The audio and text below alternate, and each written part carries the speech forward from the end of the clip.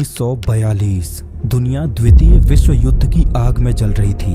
अचानक कोलकाता के आसमान में सायरन बजने लगते हैं और कुछ ही पलों बाद जापानी विमानों की आवाज सुनाई देती है। उनका निशाना था हुगली नदी पर खड़ा एक विशाल लोहे का ढांचा, हावड़ा ब्रिज।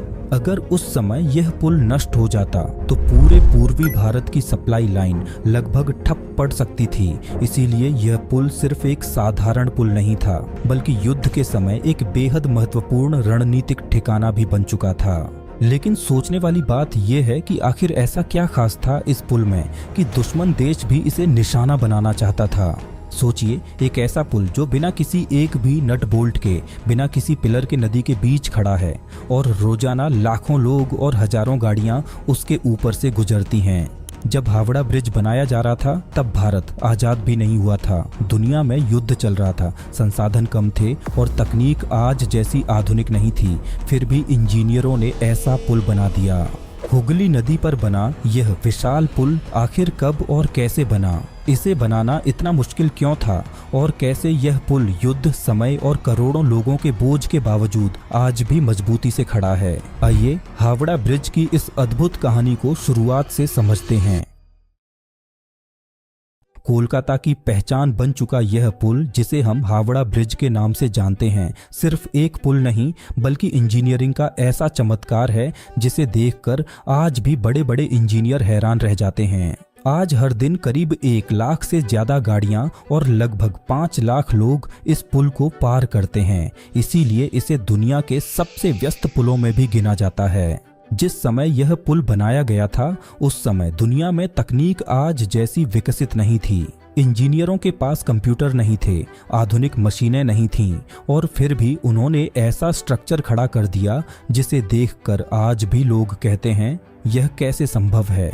लेकिन हावड़ा ब्रिज की असली कहानी समझने के लिए हमें समय में लगभग 200 साल पीछे जाना होगा।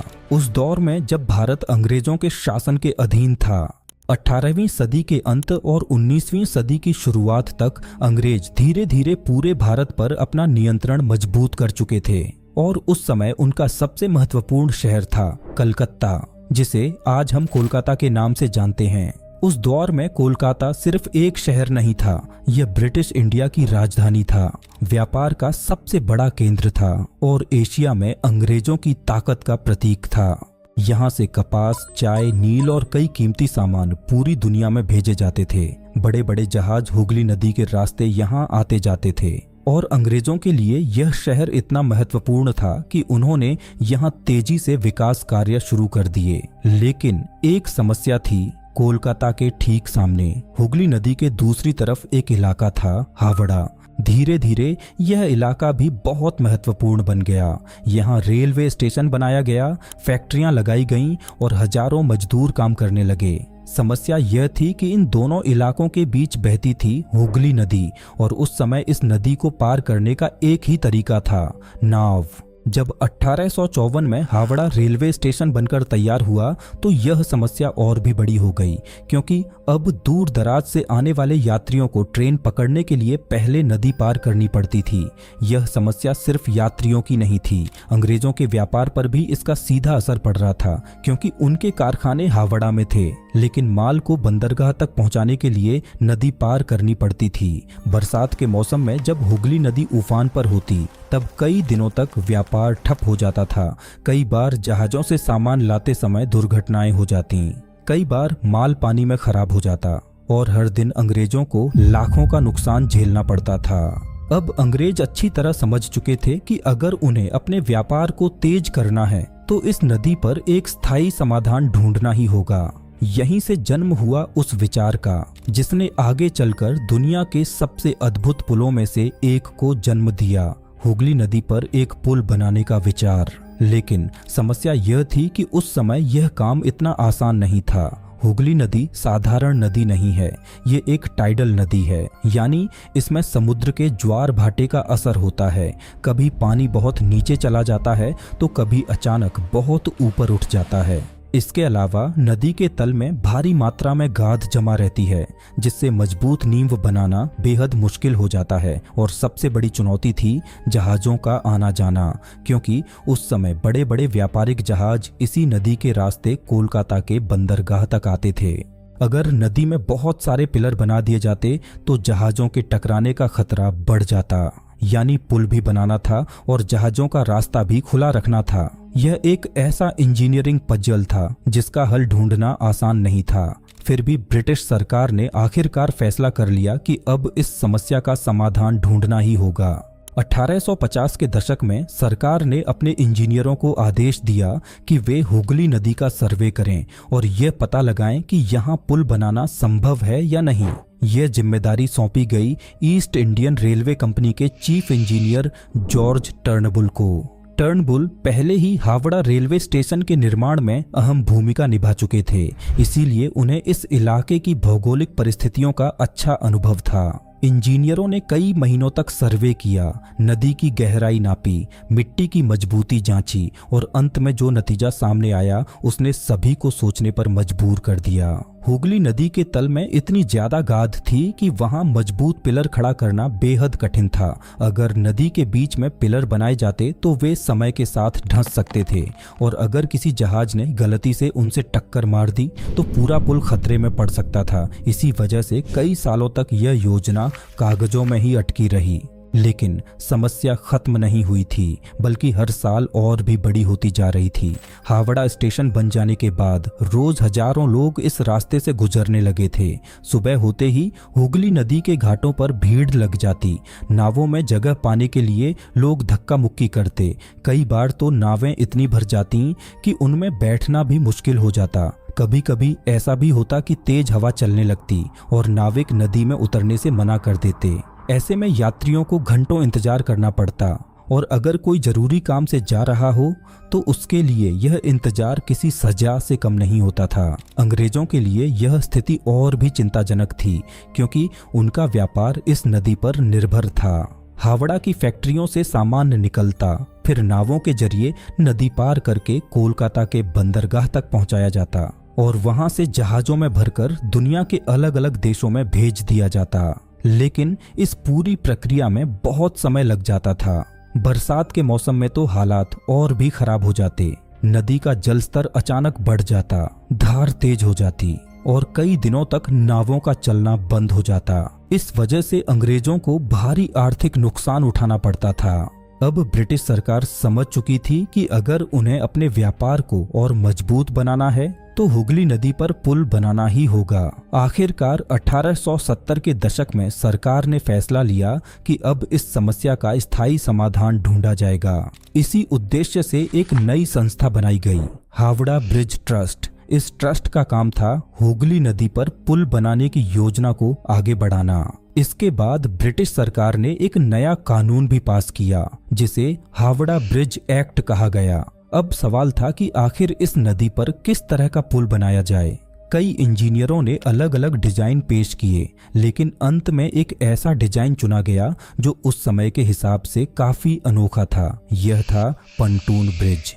पंटून ब्रिज असल में एक तैरता हुआ पुल होता है। इसमें बड़े बड़े लोहे या लकड़ी के फ्लोट्स यानी तैरने वाले ढांचे नदी में रखे जाते हैं और उनके ऊपर पुल बनाया जाता है। जब नदी का जलस्तर बढ़ता है तो पूरा पुल पानी के साथ ऊपर उठ जाता है और जब पानी कम होता है तो पुल भी नीचे आ जाता है, यानी यह पुल नदी की चाल के साथ खुद को ढाल लेता है। इंजीनियरों को लगा कि हुगली जैसी टाइडल नदी के लिए यही सबसे बेहतर समाधान होगा। ब्रिटिश सरकार को भी यह योजना पसंद आई और तुरंत इसे मंजूरी दे दी गई। इसके बाद इस पुल के निर्माण का काम सौंपा गया British engineer Sir Bradford Leslie को। लेस्ली उस समय के बेहद अनुभवी इंजीनियरों में गिने जाते थे। उन्हें उम्मीद थी कि यह पुल हुगली नदी की समस्या का स्थायी समाधान बन जाएगा। ब्रिटेन से इस पुल के कई हिस्से बनकर आने लगे और कोलकाता में उन्हें जोड़कर पुल तैयार किया जाने लगा, लेकिन शायद किस्मत को कुछ और ही मंजूर था। 20 मार्च 1874 कोलकाता के इतिहास में यह दिन एक भयानक तूफान के लिए याद किया जाता है। उस दिन अचानक समुद्र की ओर से एक शक्तिशाली चक्रवाती तूफान उठा और कुछ ही घंटों में उसने पूरे शहर को अपनी चपेट में ले लिया। तेज हवाएं, मूसलाधार बारिश और उफनती हुई हुगली नदी। तूफान इतना भयानक था कि कई इमारतों को नुकसान पहुंचा और इसी तूफान की मार उस पुल पर भी पड़ी जो अभी बन ही रहा था। पानी का स्तर तेजी से तेज हो गई और पुल के कई हिस्से बुरी तरह क्षतिग्रस्त हो गए, लेकिन असली हादसा अभी बाकी था। कुछ समय बाद एक बड़ा स्टीमर जहाज गलती से इस अधूरे पुल से टकरा गया। टक्कर इतनी जोरदार थी कि पुल के 3 बड़े पंटून पानी में डूब गए और लगभग 200 फीट लंबा हिस्सा पूरी तरह टूट गया। कई लोगों को लगा कि अब यह परियोजना यहीं खत्म हो जाएगी, लेकिन ब्रिटिश सरकार पीछे हटने वाली नहीं थी। उन्होंने पुल को फिर से बनाने का फैसला किया। कई चुनौतियों और मुश्किलों के बाद आखिरकार 1874 में यह पंटून ब्रिज बनकर तैयार हो गया। यह पुल करीब 1528 फीट लंबा और 62 फीट चौड़ा था। इसके किनारे पैदल चलने वालों के लिए भी रास्ता बनाया गया था। जब यह पुल तैयार हुआ तो लोगों के लिए यह किसी चमत्कार से कम नहीं था।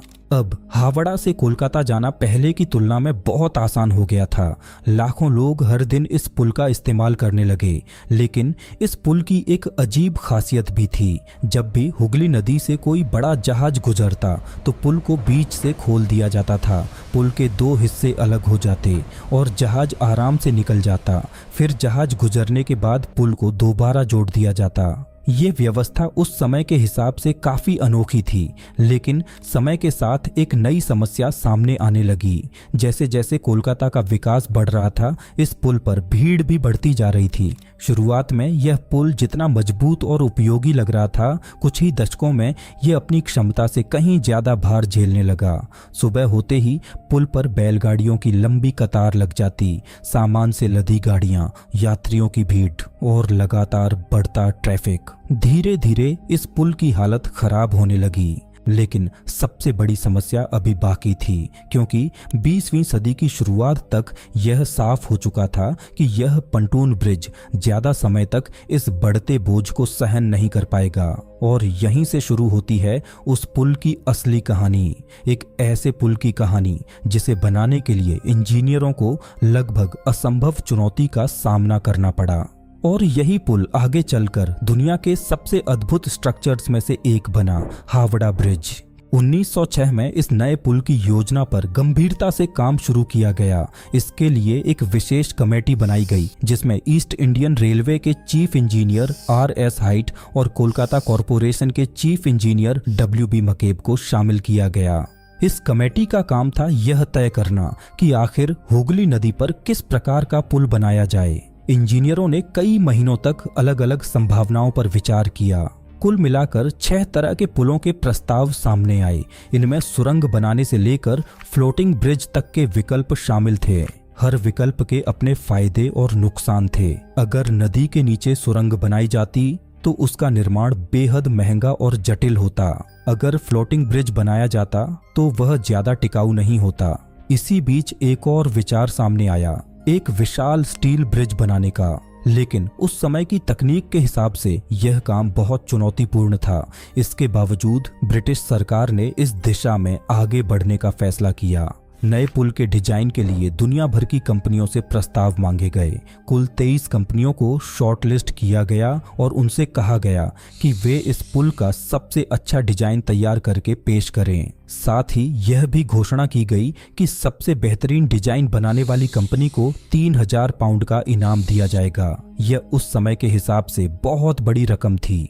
दुनिया की कई प्रसिद्ध इंजीनियरिंग कंपनियों ने अपने अपने डिजाइन तैयार किए। कुछ डिजाइन इतने जटिल थे कि उन्हें देखकर ही समझ आ जाता था कि उन्हें बनाना लगभग असंभव होगा। कुछ डिजाइन व्यावहारिक थे, लेकिन हुगली नदी की परिस्थितियों के हिसाब से उपयुक्त नहीं थे। आखिरकार कमेटी को एक जर्मन कंपनी का डिजाइन पसंद आया, लेकिन जब इंजीनियरों ने उस डिजाइन का गहराई से अध्ययन किया तो उन्हें लगा कि यह भी इस नदी के लिए पूरी तरह सुरक्षित नहीं है, और इस तरह वह प्रस्ताव भी खारिज कर दिया गया। इसी बीच बंगाल की राजनीति में एक बड़ा तूफान आ गया। 1905 में लॉर्ड कर्जन ने बंगाल का विभाजन कर दिया। इस फैसले के खिलाफ पूरे बंगाल में जबरदस्त आंदोलन शुरू हो गया। हर जगह विरोध प्रदर्शन हो रहे थे, लोग सड़कों पर उतर आए थे और अंग्रेजों के खिलाफ माहौल बेहद तनावपूर्ण हो गया था। इस राजनीतिक उथल पुथल का सीधा असर इस पुल की परियोजना पर पड़ा। नए पुल का काम फिर से ठंडे बस्ते में चला गया और तभी एक और बड़ा फैसला सामने आया। 1911 में ब्रिटिश सरकार ने घोषणा की कि अब भारत की राजधानी कोलकाता नहीं बल्कि दिल्ली होगी। राजधानी बदलने के इस फैसले ने कोलकाता के महत्व को काफी हद तक कम कर दिया। अब अंग्रेजों का ध्यान धीरे धीरे दिल्ली की ओर जाने लगा। इसका असर भी हावड़ा ब्रिज की परियोजना पर पड़ा और जब ऐसा लग रहा था कि शायद ये पुल कभी नहीं बन पाएगा, तभी दुनिया में एक ऐसी घटना घटी जिसने इस परियोजना को और भी पीछे धकेल दिया। 1914 में पहला विश्व युद्ध शुरू हो गया। ब्रिटेन पूरी तरह युद्ध में उलझ गया था। उसके पास अब इतने संसाधन नहीं थे कि वह भारत में किसी विशाल पुल के निर्माण पर पैसा खर्च करे। 1914 से 1918 तक पूरा ध्यान युद्ध पर ही लगा रहा। इस दौरान पुराने पंटून ब्रिज की थोड़ी बहुत मरम्मत करके काम चलाया गया, लेकिन यह पुल अब बहुत ज्यादा समय तक इस्तेमाल के लायक नहीं बचा था। आखिरकार युद्ध खत्म होने के बाद 1921 में एक बार फिर इस परियोजना को जीवित किया गया। इस बार एक नई कमेटी बनाई गई जिसका नेतृत्व बंगाल के प्रसिद्ध उद्योगपति और इंजीनियर R.N. मुखर्जी कर रहे थे। R.N. मुखर्जी उस समय मार्टिन कंपनी लिमिटेड के मालिक थे और कोलकाता में कई बड़े निर्माण कार्यों के लिए जाने जाते थे। विक्टोरिया मेमोरियल और बेलूर मठ जैसे शानदार निर्माण उनके अनुभव का प्रमाण थे।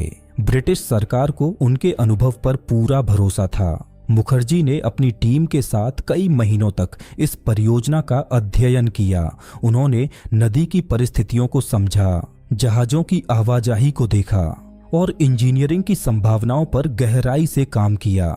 आखिरकार 1922 में उन्होंने अपनी रिपोर्ट सरकार को सौंप दी। इस रिपोर्ट में उन्होंने एक ऐसा सुझाव दिया जिसने पूरी कहानी की दिशा बदल दी।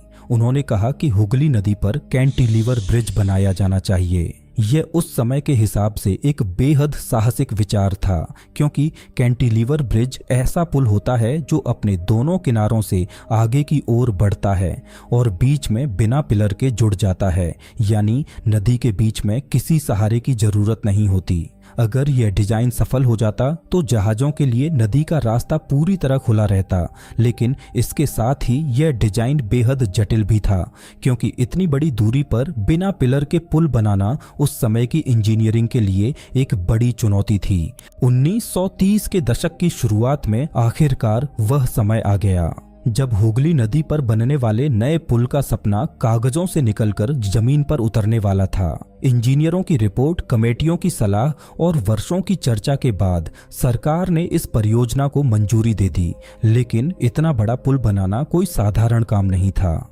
इसके लिए दुनिया की सबसे अनुभवी इंजीनियरिंग कंपनियों को बुलाया गया। कई कंपनियों ने टेंडर भरे और अंत में जिस कंपनी को यह ऐतिहासिक जिम्मेदारी मिली उसका नाम था Cleveland bridge and engineering company limited. और अंत में जिस कंपनी को यह ऐतिहासिक जिम्मेदारी मिली उसका नाम था Cleveland bridge and engineering company limited. ये ब्रिटेन की एक प्रसिद्ध इंजीनियरिंग कंपनी थी जिसने दुनिया के कई बड़े स्टील ब्रिज बनाए थे। 1935 में सरकार ने आधिकारिक रूप से इस कंपनी को हावड़ा के नए पुल के निर्माण का काम सौंप दिया। लेकिन यह सिर्फ शुरुआत थी, क्योंकि पुल के हिस्सों को तैयार करने और उन्हें खड़ा करने के लिए स्थानीय कंपनियों की भी जरूरत थी।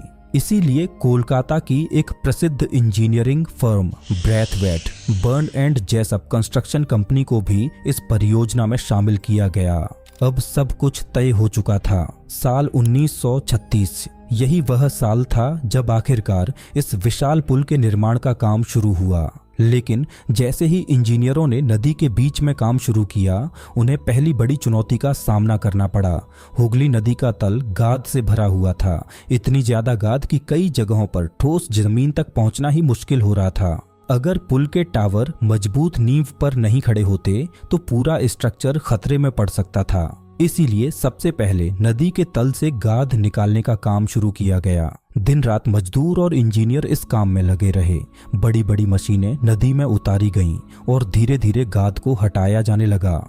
लेकिन इसी दौरान एक ऐसी घटना हुई जिसने सभी को हिलाकर रख दिया। एक रात नदी के किनारे भारी टावर के हिस्सों को स्थापित किया जा रहा था। ये विशाल स्टील के ढांचे थे जिनका वजन इतना ज्यादा था कि उन्हें संभालना बेहद मुश्किल था। काम के दौरान अचानक एक टावर का हिस्सा अपने स्थान से फिसल गया और अपने पूरे वजन के साथ जमीन पर गिर पड़ा। उसका वजन इतना ज्यादा था कि वह जमीन के अंदर लगभग 2 फीट तक धंस गया। जैसे ही वह जमीन में धंसा, एक जोरदार धमाका हुआ। धमाका इतना तेज था कि कई किलोमीटर दूर तक उसकी आवाज सुनाई दी। इतना ही नहीं, खिदिरपुर इलाके में लगे एक सीस्मोग्राफ यानी भूकंप मापने वाले उपकरण ने इसे भूकंप के झटके के रूप में रिकॉर्ड कर लिया। आसपास के लोग डरकर अपने घरों से बाहर निकल आए। कई लोगों को लगा कि शायद सचमुच भूकंप आ गया है। यह घटना इस बात का संकेत थी कि यह निर्माण कार्य कितना खतरनाक और चुनौतीपूर्ण होने वाला है।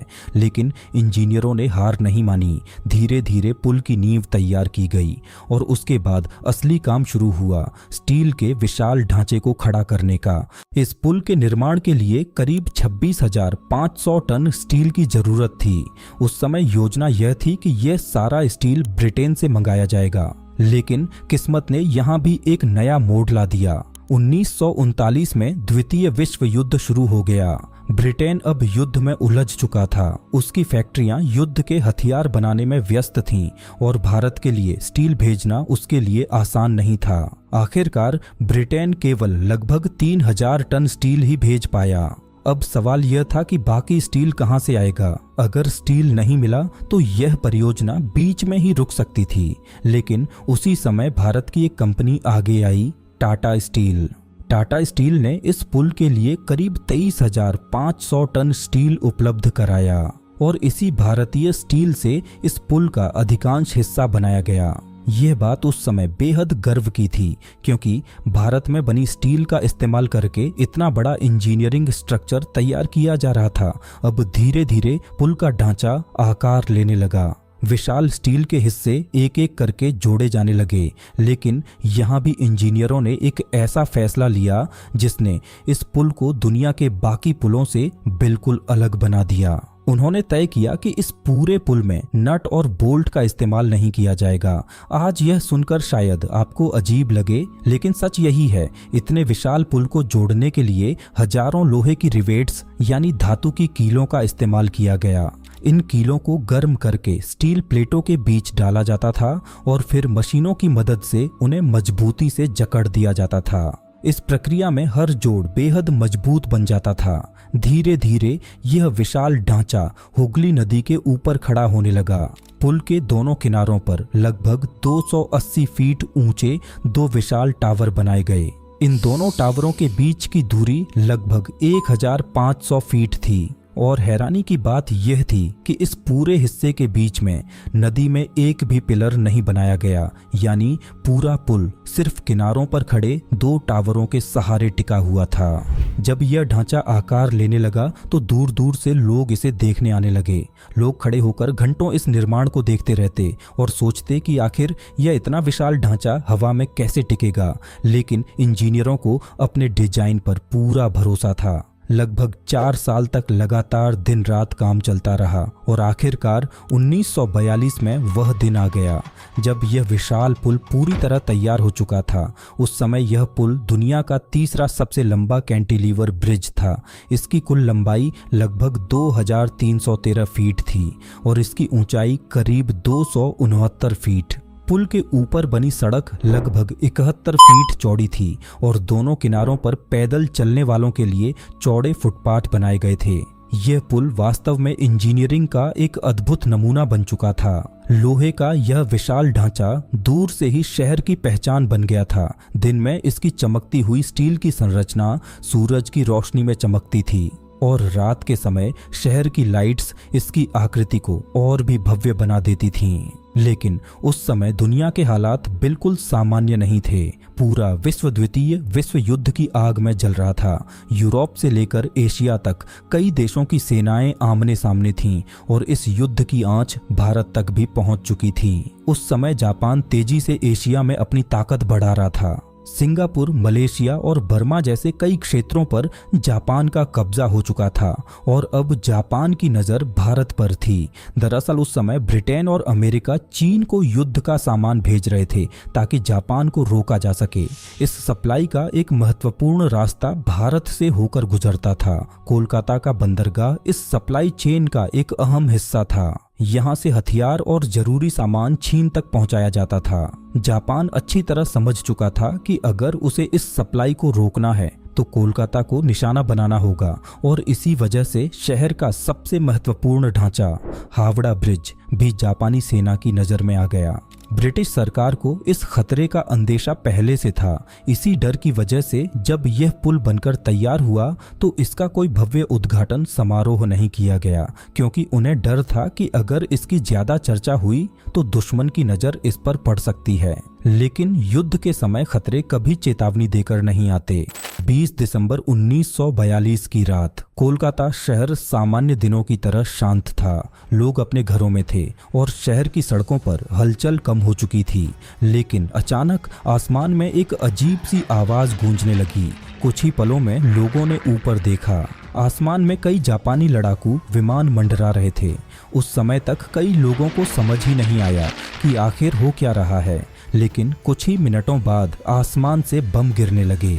जापानी एयरफोर्स ने कोलकाता के आसपास के इलाकों पर बमबारी शुरू कर दी थी। उनका असली लक्ष्य था हावड़ा ब्रिज और उसके पास मौजूद बंदरगाह, क्योंकि अगर यह पुल नष्ट हो जाता तो कोलकाता का संपर्क हावड़ा से टूट जाता, रेलवे की सप्लाई रुक जाती और युद्ध के लिए जरूरी सामान की आवाजाही भी बंद हो सकती थी।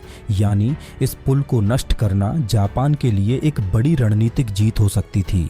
लेकिन उस रात कुछ ऐसा हुआ जो आज भी लोगों को हैरान करता है। जापानी विमानों ने कई बम गिराए, लेकिन रात का अंधेरा इतना घना था कि उनका निशाना सटीक नहीं लग पाया। कुछ बम शहर के दूसरे हिस्सों में गिरे। एक बम तो गलती से एक होटल पर गिर गया, जिससे आसपास के इलाके में भारी नुकसान हुआ। लेकिन जिस पुल को निशाना बनाया गया था वह बिल्कुल सुरक्षित बच गया। हावड़ा ब्रिज उस रात एक भी बम से नहीं टकराया। यह किसी चमत्कार से कम नहीं था। अगर उस रात एक भी बम सीधे इस पुल पर गिर जाता तो शायद इतिहास कुछ और ही होता। लेकिन किस्मत ने उस रात इस पुल को बचा लिया। युद्ध के बाद धीरे धीरे हालात सामान्य होने लगे और फिर आया वह साल जिसने पूरे भारत की किस्मत बदल दी। 1947। भारत आजाद हो चुका था। अब हावड़ा ब्रिज भी ब्रिटिश सरकार का नहीं बल्कि भारत का हिस्सा बन गया था। आज़ादी के बाद इस पुल का महत्व और भी बढ़ गया, क्योंकि उस समय कोलकाता और हावड़ा के बीच यही एकमात्र बड़ा पुल था। हर दिन लाखों लोग इसी रास्ते से गुजरते थे। इस पुल पर बसें चलती थीं, कारें चलती थीं और एक समय तो इस पर ट्राम भी चला करती थी। सुबह से लेकर रात तक यह पुल कभी खाली नहीं रहता था। कोलकाता की जिंदगी जैसे इसी पुल के ऊपर बहती थी। धीरे धीरे यह पुल सिर्फ एक रास्ता नहीं रहा, यह शहर की पहचान बन गया। फिल्मों में, तस्वीरों में और दुनिया भर के लोगों की नज़रों में यह पुल कोलकाता का प्रतीक बन गया। 1965 में इस पुल को एक नया नाम भी दिया गया। भारत के महान कवि रविंद्रनाथ टैगोर के सम्मान में इसका नाम बदलकर रविंद्र सेतु रख दिया गया। यह पुल कभी खाली नहीं रहता था। कोलकाता की जिंदगी जैसे इसी पुल के ऊपर बहती थी। धीरे धीरे यह पुल सिर्फ एक रास्ता नहीं रहा, यह शहर की पहचान बन गया। फिल्मों में, तस्वीरों में और दुनिया भर के लोगों की नज़रों में यह पुल कोलकाता का प्रतीक बन गया। 1965 में इस पुल को एक नया नाम भी दिया गया। भारत के महान कवि रविंद्रनाथ टैगोर के सम्मान में इसका नाम बदलकर रविंद्र सेतु रख दिया गया। लेकिन दिलचस्प बात यह है कि आज भी ज़्यादातर लोग इसे उसके पुराने नाम से ही जानते हैं, हावड़ा ब्रिज। आज हावड़ा ब्रिज को बने हुए 80 साल से भी ज़्यादा समय हो चुका है, लेकिन इसके बावजूद यह पुल आज भी उसी मजबूती के साथ खड़ा है, जैसे किसी प्रहरी की तरह कोलकाता शहर की रक्षा कर रहा हो। आज भी जब कोई व्यक्ति पहली बार कोलकाता आता है और इस विशाल पुल को देखता है तो उसके मन में एक ही सवाल उठता है, इतना विशाल पुल आखिर बिना किसी सहारे के